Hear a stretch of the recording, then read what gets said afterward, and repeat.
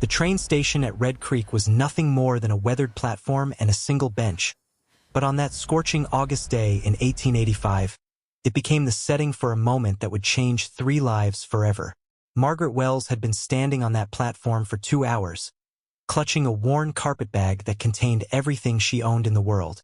She was 24 years old, rail-thin from weeks of near starvation, and wearing a dress that had once been nice but now hung on her frame like a sack.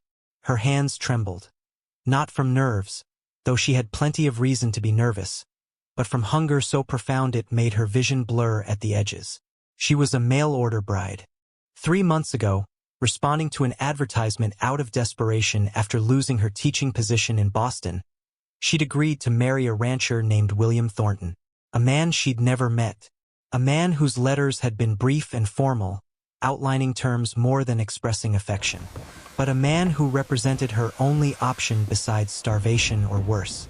The train had been late. Her prospective husband was later still, and Margaret was beginning to wonder if he was coming at all. That's when she heard the voice, small and hesitant, coming from behind a stack of shipping crates. "Excuse me, miss? Can you read me a story?" Margaret turned to find a little girl, perhaps 6 years old, with tangled blonde hair and a face smudged with dirt. She wore a dress that had been patched so many times it was hard to tell what the original fabric had been. But what struck Margaret most were her eyes, pale blue and holding a desperate loneliness that Margaret recognized because she saw it in her own mirror every morning. The child held out a tattered book, its spine broken, pages loose and stained. "Please? My mama used to read to me, but she's gone now. And Papa doesn't know how." Margaret should have said no. She was weak with hunger, anxious about her uncertain future, in no position to take on anyone else's burden. But something in that small voice, in those pleading eyes, broke through every wall Margaret had built around her heart. "Of course," she whispered, sinking onto the bench. "Come sit with me." Neither of them knew it yet, but that simple act of kindness, one desperate soul reaching out to another, would unravel secrets, challenge everything they thought they knew about family and belonging, and reveal that sometimes the family you choose is stronger than the one you're born into. But first, they would have to survive what was coming. Because the man Margaret was meant to marry wasn't the only one with secrets. And the little girl begging for a story? She wasn't supposed to be at that train station at all. Margaret patted the bench beside her, and the little girl scrambled up, settling close enough that Margaret could feel the warmth of her small body. The child smelled of dust and would smoke and something else, the particular scent of a child who'd been caring for herself without enough adult supervision. "What's your name?" Margaret asked gently, taking the book. It was a collection of fairy tales, so worn that some pages were held together with careful stitches someone had sewn by hand. "Lucy. Lucy Thornton." The girl said the last name with a slight pause, as if testing how it sounded. "What's yours?" "Margaret Wells. Though I suppose I might be Margaret Thornton soon." The words felt strange in her mouth. "Do you know William Thornton? He owns a ranch near here." Lucy's expression shifted, something complex passing across her young face. Fear? Hope? Margaret couldn't quite identify it. "That's my papa." "Are you the lady from the letter? The one who's supposed to marry him?" Margaret's heart clenched. This child was to be her stepdaughter. William had mentioned he was a widower in his letters, but he'd said nothing about a daughter. Nothing about this lonely, desperate little girl sitting beside her on a train platform. "I am," Margaret said carefully. "Your father was supposed to meet me here 2 hours ago. He's probably busy with the ranch. He's always busy." Lucy said it matter-of-factly, without rancor, but Margaret heard the loneliness underneath. "Mrs. Brennan was supposed to watch me, but I snuck away. I wanted to see the train. And I hoped maybe someone on it would be nice." "You ran away?" Margaret felt alarm spike through her exhaustion. "Not away, just to see." Lucy held up the book again, redirecting. "Will you read now, please? I've been practicing the letters, but I can't put them all together yet. Papa says he'll teach me when winter comes and there's less work, but winter's a long time away." Margaret opened the book to a story about a princess locked in a tower. As she began to read, her voice, trained from years of teaching in Boston before scandal had cost her everything, brought the words to life. Lucy pressed closer, her small hand resting on Margaret's arm as if anchoring herself to this moment. They were halfway through the story when Margaret's vision blurred dangerously. The words swam on the page, and her hands began to shake so badly she nearly dropped the book. "Miss Margaret." Lucy's voice seemed to come from very far away. "Miss Margaret, are you sick?" "I'm fine," Margaret managed, though she was anything but. She hadn't eaten in 2 days. Before that, it had been scraps she'd begged at kitchen doors along her journey west. The journey had taken the last of her money.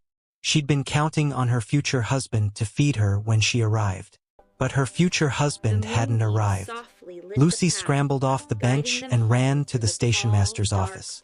Through the haze of her hunger, Margaret watched the child argue with someone inside, her small body rigid with determination. Moments later, Lucy returned with a tin cup of water and half a sandwich wrapped in brown paper. "Mr. Henderson says this was his lunch, but he's not that hungry. He says you look like you need it more." Lucy thrust the offerings at Margaret with the fierce insistence only a child could muster. Margaret's pride warred with her desperation. She'd been raised a lady, taught that accepting charity was shameful. But she was so hungry, and the child was looking at her with such concern. "Thank you," she whispered, taking the sandwich with trembling hands. She ate slowly, trying not to appear as ravenous as she felt, trying to maintain some dignity even as she devoured food given out of pity. Lucy watched her with those knowing eyes. "You were really hungry, huh? Like when Papa forgets to make dinner and I have to wait until breakfast." The casual way Lucy said it, the acceptance in her voice, made Margaret's heart break a little. What kind of household was she entering? What kind of man forgot to feed his child? "Lucy!" A woman's voice, sharp and annoyed, cut across the platform. "Lucy Thornton, your father's been looking everywhere for you." A stout woman in a faded dress marched toward them, her face red with exertion and irritation. "I turn my back for 5 minutes and you disappear. Your father's going to have my hide." "I was just—" Lucy started, but the woman grabbed her arm. "No excuses. Come along now." The woman noticed Margaret for the first time. "Who are you?" "Margaret Wells. I'm here to—" "The mail-order bride." "Oh, for heaven's sake. William's been delayed with a sick horse. He sent me to fetch you both." The woman's expression softened slightly, taking in Margaret's obvious exhaustion. "I'm Mrs. Brennan, the neighbor. Though neighbor means 5 miles away out here. Come on, I've got a wagon. You look half-dead, girl." Margaret stood on unsteady legs, gathering her carpetbag. Lucy slipped her small hand into Margaret's free hand, holding the book in her other. "Will you finish the story later?" Lucy asked hopefully. "When we get to the ranch?" Margaret looked down at this child who'd shown her kindness when she was a stranger, who'd fetched her food when she was starving, who was now holding her hand like Margaret was already family. "Yes," Margaret promised. "I'll finish the story." She had no idea how many stories she'd end up telling, or how many secrets she'd have to uncover before she understood why a little girl would run away to a train station, why a father would forget to feed his daughter, or why William Thornton had really sent for a mail-order bride. But she'd made a promise to a child, and Margaret Wells always kept her promises. The Thornton Ranch sat in a valley between 2 ridges, accessible only by a rutted road that made Margaret's teeth rattle with every jolt of the wagon. Mrs. Brennan kept up a steady stream of conversation, mostly warnings about the harsh realities of frontier life, but Margaret barely heard her. She was focused on the little hand still clutching hers, and on the growing knot of anxiety in her stomach. The ranch house was larger than she'd expected, a 2-story structure built from local timber with a wide porch and real glass windows. But despite its size, something about it felt lifeless. The windows were dark, curtains drawn. The flower beds that must have once lined the porch were overgrown with weeds. The whole place had the feel of a house that had stopped being a home. "Here we are," Mrs. Brennan announced, pulling the wagon to a stop. William's probably still in the barn with that horse. Lucy, you take Miss Wells inside and show her to the guest room. I've got to get back to my own place before dark. You're not staying? Margaret asked, sudden panic rising. She wasn't ready to face her future husband alone. Got my own husband waiting for supper. Besides, William's a good man. Just rough around the edges since Mary died. Mrs. Brennan's expression softened. Give him time. And give yourself time. It's not easy what you're doing. After Mrs. Brennan left, Margaret stood in the dusty yard holding her carpetbag, with Lucy beside her. The silence was oppressive, broken only by the sound of chickens clucking somewhere behind the house and the distant lowing of cattle. Come on, Lucy said, tugging her toward the house. I'll show you everything. Inside was clean but Spartan, a parlor with furniture covered in dust sheets, a kitchen with dishes stacked neatly but a cold stove, a dining room with a table that looked like it hadn't been used for family meals in years.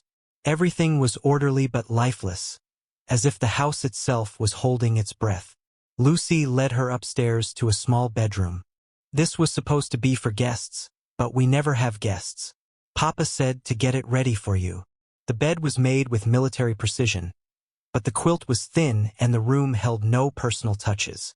No flowers, no pictures, nothing welcoming. Where's your room? Margaret asked. Lucy pointed across the hall. Want to see? The child's room was the only space in the house that felt lived in, but it also told a heartbreaking story. Toys were arranged with obsessive neatness, as if Lucy was afraid they'd be taken away if she left them messy. A small desk held a slate with letters carefully practiced, and on the wall, drawn in what looked like coal, were stick figures. A tall man, a small girl, and between them, a blank space where someone should be. That's me and Papa, Lucy explained, following Margaret's gaze. And that space is for Mama. I can't remember what she looked like anymore, so I can't draw her. Papa doesn't like me to ask about her. It makes him sad. Margaret's throat tightened. How long ago did she pass? 2 years. I was 4. Lucy sat on her bed, her legs swinging. Papa says I'm a big girl now and I have to be brave. So I try to be brave. But sometimes, her voice dropped to a whisper. Sometimes I'm scared he'll forget about me too. Like he forgot Mama. Before Margaret could respond, heavy footsteps sounded on the stairs. A man's voice, deep and rough, called out, Lucy? Mrs. Brennan said you ran off again. Margaret's heart hammered as the footsteps approached. This was it, the moment she'd meet the man she'd agreed to marry. The man whose letters had been so formal and distant. The man who'd sent for a wife but couldn't seem to properly care for the daughter he already had. William Thornton appeared in the doorway, and Margaret's first thought was that he looked exhausted.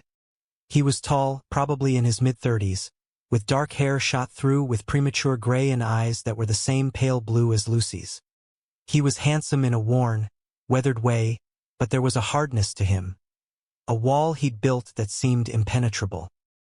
His eyes landed on Margaret, and for a long moment, neither of them spoke. She saw surprise flash across his face, as if he'd somehow forgotten she was coming despite sending Mrs. Brennan to fetch her. Miss Wells, he said finally, his voice carefully neutral. I apologize for not meeting your train. We had an emergency with one of the horses. Mr. Thornton. Margaret stood, smoothing her worn dress self-consciously. Thank you for sending Mrs. Brennan. Another long silence. Lucy looked between them, her small face anxious. I should show you the rest of the house, William said awkwardly. And we should discuss arrangements. Papa, Lucy interrupted, her voice small. Can Miss Margaret stay in my room tonight, please? She could finish reading me the story. William's jaw tightened. Lucy, Miss Wells is tired from her journey. I don't mind, Margaret said quickly, seeing the desperate hope in Lucy's eyes. If it's all right with you, Mr. Thornton. The story's nearly finished. William looked at his daughter, then at Margaret, and something in his expression cracked slightly. Fine, but then bed. It's late. Thank you, Papa. Lucy threw her arms around her father's waist. He stood stiff for a moment before his hand came down to rest awkwardly on her head. a gesture that seemed unpracticed, as if he'd forgotten how to show affection. As William left to tend to evening chores, Margaret watched him go and wondered what tragedy had turned this house into a mausoleum and this family into strangers living under the same roof. But she'd made a promise to finish a story. And as she settled on Lucy's bed with the tattered book, reading by lamplight while the little girl pressed against her side, Margaret realized something. She might have come here to be a wife, but this child needed a mother far more than William Thornton needed a bride. The question was whether he'd let her be one. Margaret learned the truth about Mary Thornton 3 days later, whispered by Lucy in the early morning darkness. Those first 3 days had been strange and stilted. William avoided her, communicating mostly through terse notes left on the kitchen table. Bread needs baking. Chickens need feeding. Lucy needs watching. He took his meals alone, either before Margaret and Lucy woke or after they'd gone to bed. He was a ghost in his own house, present but absent. Margaret had thrown herself into work, partly because she needed to earn her keep, and partly because she didn't know what else to do. She cleaned the house from top to bottom. She cooked proper meals, which Lucy devoured with the enthusiasm of a child who'd been living on hardtack and beans. She mended clothes and organized the chaotic pantry and tried to bring some life back into the dead house. And every night she read to Lucy. The fairy tale book had been finished the first night, but Lucy produced others, a battered copy of Robinson Crusoe, a book of poems, even an old almanac. It didn't matter what Margaret read. Lucy soaked up the words like desert sand soaking up rain. On the third night, after Margaret had blown out the lamp and was about to leave, Lucy's voice stopped her. "Miss Margaret? Can I tell you a secret?" Margaret sat back down on the edge of the bed. Of course. In the darkness, Lucy's voice was very small. Mama didn't die from fever like Papa tells people. She ran away. Margaret's breath caught. "Lucy, I heard Mrs. Brennan talking to Mrs. Henderson at church. They thought I was playing outside. But I was listening. Mrs. Brennan said Mama couldn't take it anymore. Said she left in the night with a traveling salesman. Just disappeared and never came back. Oh, sweetheart." Margaret reached for Lucy's hand. "Papa says she died because it's easier than saying she left us. But I know the truth. She didn't want to be my mama anymore." Lucy's voice cracked. "That's why Papa's so sad all the time. And that's why he doesn't talk to me much. Because I remind him of her. And remembering hurts." Margaret gathered the child into her arms, letting Lucy cry against her shoulder. The pieces were falling into place. The silent house, William's emotional distance, Lucy's desperate need for connection. This wasn't a family grieving a death. It was a family shattered by abandonment. "Lucy, listen to me," Margaret said firmly. "Whatever your mother did, it wasn't your fault. Do you hear me? You are a wonderful, kind, brave little girl, and any mother would be lucky to have you." Then why did she leave? It was the question Margaret couldn't answer, because she didn't understand it herself. How could a mother abandon a child like Lucy? But she'd seen it before. Women who couldn't handle the harsh realities of frontier life, who cracked under the isolation and endless work, who ran toward anything that promised escape. "Sometimes people make terrible choices," Margaret said carefully. "But those choices say everything about them and nothing about you." They sat in the darkness for a long time, Lucy clinging to her, until finally the child's breathing evened out in sleep. Margaret tucked her in gently and slipped out of the room. She found William on the porch, sitting on the steps, staring out at the starlit valley. He didn't turn when she sat down beside him, keeping a respectful distance. "She told you," he said flatly. "Not a question." "Yes. I suppose you'll want to leave now. Take the next train back to wherever you came from." His voice was bitter, resigned. "Why would I leave?" William turned to look at her for the first time, his expression suspicious. "Because you signed up to marry a widower, not a man whose wife abandoned him and his child. There's shame in it. I understand if you don't want to." "Mr. Thornton," Margaret interrupted. "I came here because I had nowhere else to go. I was starving, desperate. You offered me survival and I accepted. Did you think I was some pristine lady from a good family looking for adventure?" She laughed bitterly. I lost my teaching position because I refused to marry the school board president's son after he cornered me in a supply closet. My reputation was destroyed by lies. My parents had already passed. I had nothing and no one. So please don't assume I have some moral high ground to judge you from. William stared at her, and in the starlight she saw his expression shift. Why didn't you say anything in your letters? Why didn't you tell me your wife left rather than died? We both kept our secrets, Mr. Thornton. A long silence fell between them, but it was different from the uncomfortable silences of the past 3 days. This one held possibility. My name is William, he said finally. If we're going to be married, you should use it. Margaret, she replied. And about the marriage, I think we should wait. His shoulders tensed. Having second thoughts? No, but I think we need time. Your daughter needs stability and care more than she needs to see her father rush into a marriage. And honestly, William, you need time too. You're not ready to be a husband. You're barely managing to be a father. She expected anger, but instead he laughed. A rusty sound that seemed to surprise him as much as it surprised her. Mrs. Brennan said you were plain-spoken. She undersold it. I was a teacher. I learned early that honesty, even when uncomfortable, is better than pretty lies. William was quiet for a moment. Then, Lucy's been happier these past 3 days than I've seen her in 2 years. She talks about you constantly. Miss Margaret did this. Miss Margaret said that. She's even eating properly. She's starving for attention, William. Not just for food. I know. His voice cracked. I know I failed her. After Mary left, I couldn't look at Lucy without seeing my own failure. I couldn't be the father she needed because I was too busy being angry and ashamed. So I buried myself in work and told myself she was fine. But she's not fine. And I'm the reason why. Margaret felt something shift in her chest. A softening toward this broken man who was at least honest about his failures. Then maybe we start there, she said gently. Not as husband and wife, but as 2 people trying to help a little girl heal. And maybe, while we're at it, we all heal a bit.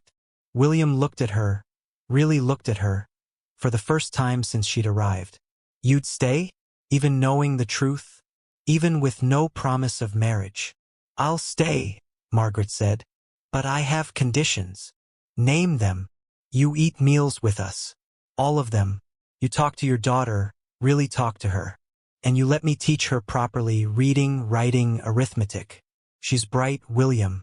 She deserves an education. Done. He held out his hand. Partners. Margaret took his hand. His palm was calloused and work-worn, but his grip was steady. Partners. Neither of them knew if it would work. Neither of them knew if a mail-order bride, a broken father, and a lonely child could become something resembling a family. But for the first time since she'd arrived, Margaret felt something other than desperation and fear. She felt hope. The transformation didn't happen overnight. Families, Margaret learned, couldn't be forced or rushed. They grew slowly, like seedlings pushing through hard soil, requiring patience and consistent care. The first real breakthrough came a week after Margaret and William's porch conversation.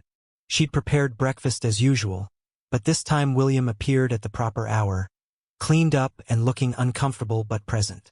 Lucy's face lit up like the sun when she saw her father sit at the table. "You're eating with us, Papa? Trying something new," William said gruffly, avoiding Margaret's knowing glance. The meal was awkward at first. 2 years of silence couldn't be erased by one breakfast. But Lucy filled the gaps with her endless chatter, and gradually, William began to respond. Short answers at first, then longer ones. Margaret watched as father and daughter began to relearn the language of family. That afternoon, Margaret started Lucy's formal lessons. They used the kitchen table, cleared of breakfast dishes, with a slate Margaret had found in a trunk and fresh chalk William picked up on his supply run. Lucy proved to be exactly what Margaret suspected. A bright, eager student who soaked up knowledge. "Sound it out," Margaret encouraged as Lucy struggled with a word in the reader. Remember. Remember. Lucy's face glowed with triumph. From the doorway, unnoticed by Lucy, William watched. Margaret caught his eye and saw something there she hadn't seen before. Gratitude mixed with regret. All this potential in his daughter, and he'd been too wrapped in his own pain to nurture it. The second breakthrough came 2 weeks later, during a thunderstorm. Lucy had always been fine with storms, but this one was violent. Lightning cracking so close it shook the house, thunder rolling like artillery. Margaret was reading to Lucy in the parlor when the child suddenly went rigid. "Mama left during a storm like this," Lucy whispered. "I woke up and the thunder was loud and I went to find her, but she was gone. Her clothes were gone. Everything was gone. And Papa was just sitting in the kitchen in the dark." Before Margaret could respond, William appeared. He'd been working on accounts in his study, but somehow he'd heard. He crossed the room and did something Margaret had never seen him do. He knelt down and pulled Lucy into his arms. "I'm sorry," he said, his voice rough with emotion. "I'm sorry you had to discover that. I'm sorry I wasn't there to comfort you. I'm sorry for everything, little bird." Little bird. A pet name from before, resurrected. Lucy burst into tears. Not the quiet, controlled crying she usually did, but deep, wrenching sobs that seemed to come from her soul. "I thought you didn't love me anymore. I thought I'd done something wrong." "No, no, no." William held her tighter, rocking her like she was a baby. "You did nothing wrong. Your mother's leaving had nothing to do with you, and I've always loved you. I forgot how to show it. But I'm learning again. Margaret's helping me remember." Over Lucy's head, William's eyes met Margaret's. In them, she saw apology and something else. Something that made her heart skip unexpectedly. The storm raged on, but inside, something was settling. Something was healing. After Lucy finally fell asleep in her father's arms and he carried her to bed, William returned to the parlor where Margaret still sat. "Thank you," he said simply. "For what?" "For not giving up on us. On me." He sat down across from her, no longer maintaining the careful distance he'd kept for weeks. "Mrs. Brennan warned me before you arrived. She said I was wrong to bring a woman here without fixing myself first. She said I'd ruin you the way I'd ruined everything else. And what do you think now? I think maybe you're ruining me instead. In a good way." A ghost of a smile crossed his weathered face. "You're making me want to be better. Making me remember who I was before Mary left. Making me realize I still have a daughter who needs me. She does need you, William. She needs you desperately. I know, and I'm trying. It's hard, looking at her without seeing my failure. But it's getting easier." He paused then. "Because when I look at her now, I also see you. See how you've brought light back into her eyes. And I think, maybe there's hope for all of us." They sat in comfortable silence for a while, listening to the rain slow from deluge to gentle patter. The violence had passed, leaving everything washed clean. "Margaret," William said finally, "when I first sent for a mail-order bride, I was looking for a housekeeper I could pay with marriage instead of wages. It was practical, cold. I wasn't looking for a partner or a companion. Certainly not love." Margaret's heart hammered. "And now I'm realizing I might have accidentally found all those things anyway." He stood, crossing to where she sat, and held out his hand. "Would you take a walk with me tomorrow? After Lucy's lessons? Just the two of us. Not as employer and employee, or even as prospective spouses. Just as William and Margaret." Margaret looked at his offered hand. Calloused and scarred from work, but steady and honest. She thought about the past 3 weeks. The slow transformation of a silent house into something resembling a home. The sound of Lucy's laughter, which had become frequent and genuine. The way William had started smiling again. Hesitant at first but increasingly real. She took his hand. "I'd like that." As William headed to bed and Margaret climbed the stairs to her room, she paused outside Lucy's door. The little girl was sleeping peacefully, her face relaxed in a way it hadn't been when Margaret first arrived. One desperate question at a train station, "Can you read me a story?" And it had led to this, a broken family learning to be whole again. A lonely child finding a mother. a grieving man finding his way back to fatherhood. And Margaret herself, who'd come here starving and desperate, finding purpose and belonging. The story Lucy had asked for at the station was long finished. But the story they were writing together, the three of them, was just beginning. And Margaret couldn't wait to see how it ended. 3 months into Margaret's stay at the Thornton Ranch, Mary returned. It was a Tuesday morning in November. Margaret was giving Lucy a spelling lesson when the sound of a wagon rolling up the drive made them both look up. Visitors were rare enough that any arrival was an event. But when Margaret looked out the window and saw the woman climbing down from the hired wagon, something in her chest went cold. She was beautiful, that was Margaret's first thought. Delicate features, carefully styled blonde hair under a fashionable hat, an expensive traveling suit that would have cost more than everything Margaret owned. She moved with practiced grace, and when she turned toward the house, Margaret saw Lucy's features reflected in her face. "Mama!" Lucy's voice was barely a whisper, her slate pencil frozen mid-word. Mary Thornton had come home. Margaret's mind raced. William was out checking the northern fence line, wouldn't be back until afternoon. She was alone with Lucy to face the woman who'd abandoned them, the woman who'd shattered this family, the woman who, legally, was still Lucy's mother and William's wife. "Stay here," Margaret said, standing. Her voice was steady despite the fear coursing through her. "Don't leave me," Lucy begged, grabbing her hand. "I won't. I'll be right in the hallway. But I need to talk to her first." Margaret stepped onto the porch, carefully closing the door behind her. Mary had reached the steps and stopped, her confidence faltering slightly when she saw Margaret. "Who are you?" Mary asked, her cultured accent placing her as Eastern-born. "Margaret Wells. I'm teaching Lucy." The lie came easily, protective instinct trumping honesty. "Teaching her." Mary's eyebrows rose. "William hired a governess? That's not like him." "There have been many changes since you left, Mrs. Thornton." Mary flinched at the name, at the subtle accusation in Margaret's tone. "I'd like to see my daughter." "Your daughter who you abandoned 2 years ago? The daughter who cried herself to sleep for months wondering what she'd done wrong? That daughter. You have no right." "I have every right." Margaret descended the steps, positioning herself between Mary and the door. "I'm the one who's been here. I'm the one who reads to her every night, who teaches her letters, who holds her when she has nightmares about being left behind." "Where were you?" Mary's composure cracked. "You don't understand. You can't possibly understand." "Then explain it to me. Explain how a mother abandons a 4-year-old child in the middle of the night." "I was dying here." Mary's voice rose, raw with emotion. "Dying slowly, day by day. The isolation, the endless work, William's silence. He loved this ranch more than he ever loved me. I was so lonely I thought I'd go mad. And when Robert came through, the salesman, he offered me a way out. He promised me a life in San Francisco, society, culture, everything I'd given up when I married William. And Lucy? I thought she'd be better off here. This is her home. William loves her, even if he couldn't love me. I thought." Mary's voice broke. "I thought I was doing the right thing." "You thought wrong." Margaret's voice was hard. "You destroyed that little girl.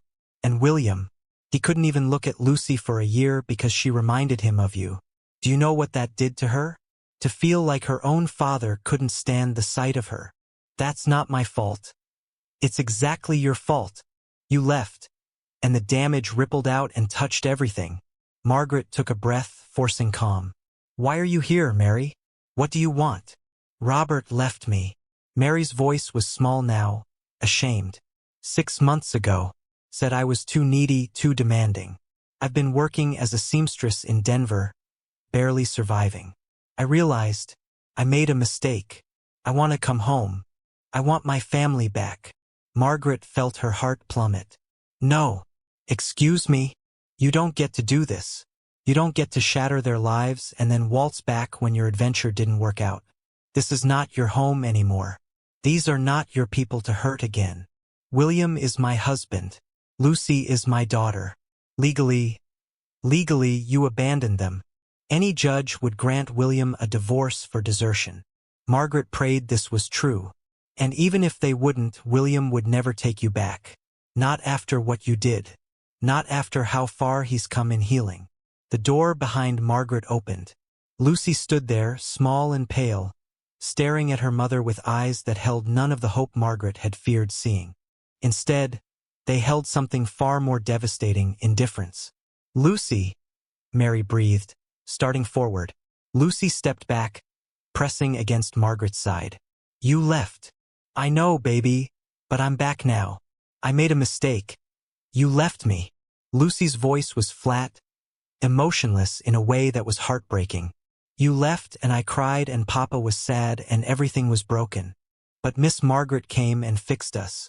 We don't need you anymore. Lucy, please. I don't want you here." The little girl looked up at Margaret. "Make her leave. Please make her leave." Margaret wrapped her arm around Lucy's shoulders, holding her close. "You heard her, Mary. Leave. I'll wait for William. He'll say the same thing." Margaret's voice was firm. "You gave up your right to this family when you walked away. Find your own life, Mary. But it won't be here. Not anymore." The sound of hoofbeats made them all turn. William had returned early, must have seen the hired wagon. He dismounted quickly, his face hardening when he saw Mary. "William," Mary started, tears streaming down her face now. "Please, I'm sorry. I made a terrible mistake. Can we talk? Please." William looked at his estranged wife, then at Margaret and Lucy standing together. A unit, a team, a family. His choice was written clearly on his face. "No," he said simply. "There's nothing to talk about. You need to leave, Mary. This is no longer your home." After Mary left, heartbroken but understanding she'd burned bridges beyond repair, William gathered Margaret and Lucy into his study. The little girl sat on Margaret's lap, still shaken but growing calmer as Margaret stroked her hair. "I need to file for divorce," William said without preamble. "It'll take time, maybe a year or more, but it needs to be done." "William, and after it's final, Margaret, I need to know if you'll still marry me.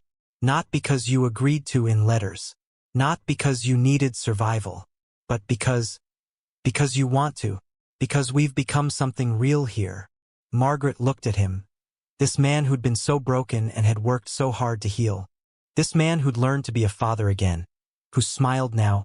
Who sat with them at meals and listened to Lucy's chatter and looked at Margaret with something that made her heart race. "Yes," she said simply. "When the time comes, yes." William's shoulders sagged with relief. Then he turned to Lucy. "And you, little bird, I need to ask you something important." Lucy sat up straighter. "What, Papa?" "If Margaret and I get married someday, she'll be your stepmother. But the truth is, she's already been more of a mother to you than Mary ever was. So I'm asking, would you want Margaret to officially adopt you? To be your mother legally, not just in our hearts?" Lucy twisted to look at Margaret, her eyes wide. "You want to be my real mama?" Margaret's throat was tight with emotion. "More than anything. Even though I'm not yours? Even though my real mama left?" "Lucy, listen to me carefully." Margaret cupped the child's face gently. "Family isn't just about blood. It's about choice and love and showing up every single day. Your birth mother gave you life, and I'll always be grateful to her for that. But motherhood is more than biology. It's reading stories at bedtime and teaching lessons at the kitchen table and holding you when you're scared. It's loving you so much it hurts. And I do. I love you so much, Lucy." Lucy threw her arms around Margaret's neck, crying now. But these were tears of joy, of relief, of finally having what she'd been begging the universe for since that day at the train station. "I love you too, Mama." The word Mama hung in the air like a benediction. William cleared his throat roughly, his own eyes suspiciously bright. "Then it's settled. When the divorce is final, we'll marry. And we'll make Margaret's adoption of Lucy official.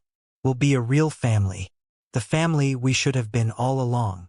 That evening, after Lucy had fallen asleep, exhausted from the emotional day, William and Margaret sat on the porch steps watching the stars emerge. They sat closer now than they had months ago, No longer strangers but not quite lovers either. Something in between, something growing. I never thanked you properly, William said, for what you did today, standing up to Mary, protecting Lucy. You don't need to thank me. Lucy's mine now in every way that matters.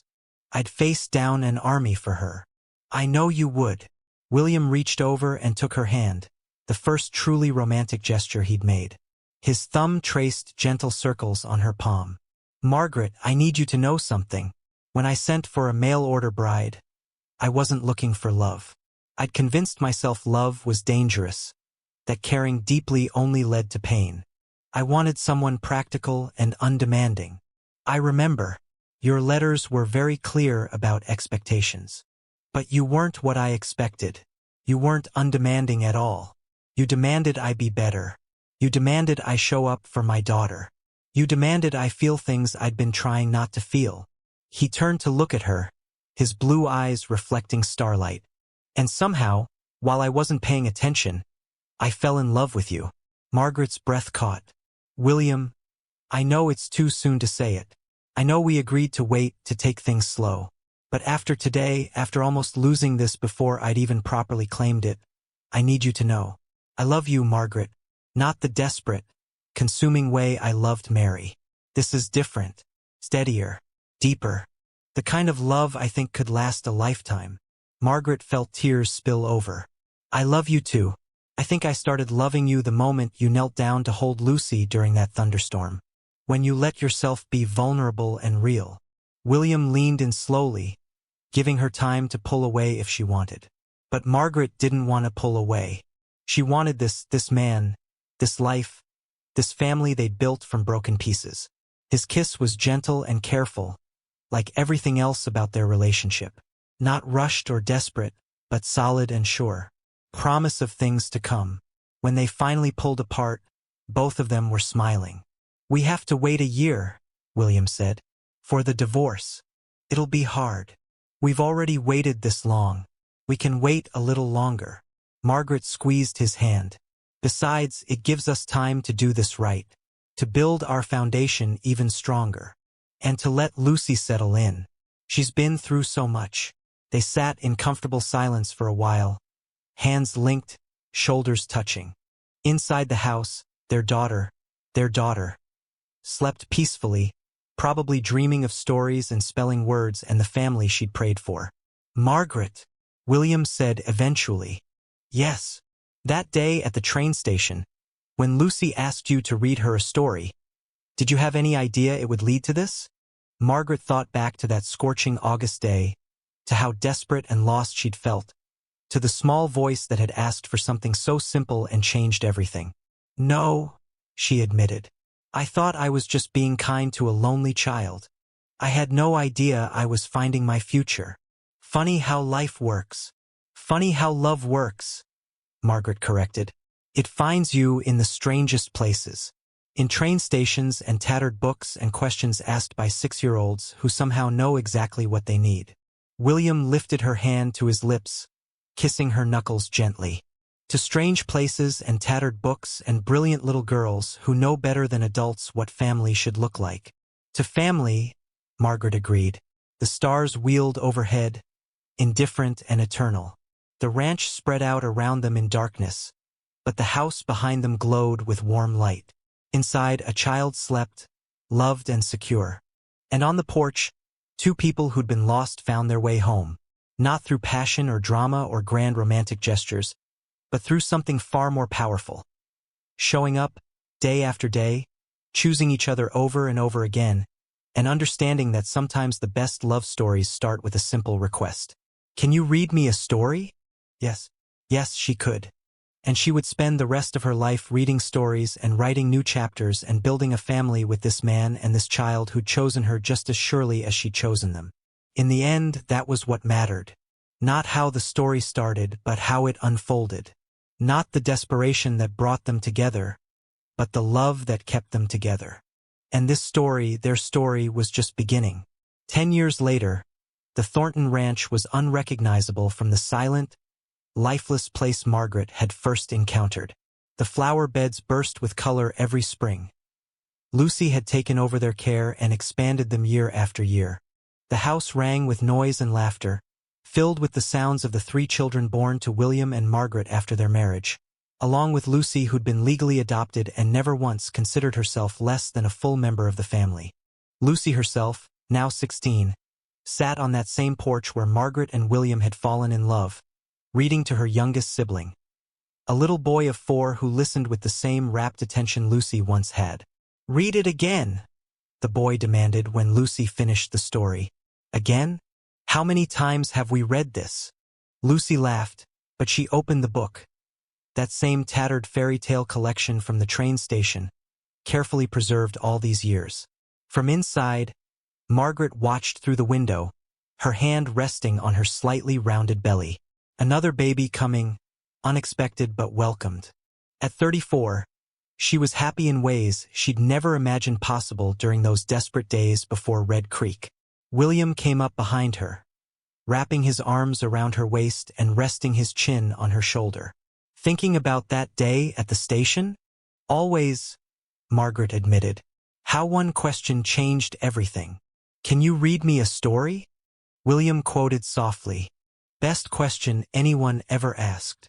Best answer I ever gave." They stood together, watching their daughter read to her brother, watching the sunset paint the valley in shades of gold, watching the life they'd built from desperation and hope and love. Margaret had come to Red Creek starving and desperate, clutching a carpetbag and a mail-order bride contract, expecting nothing but survival. She'd found so much more: a daughter who chose her, a husband who learned to love again, a family that proved blood mattered less than commitment, a home built not on obligation but on daily choice.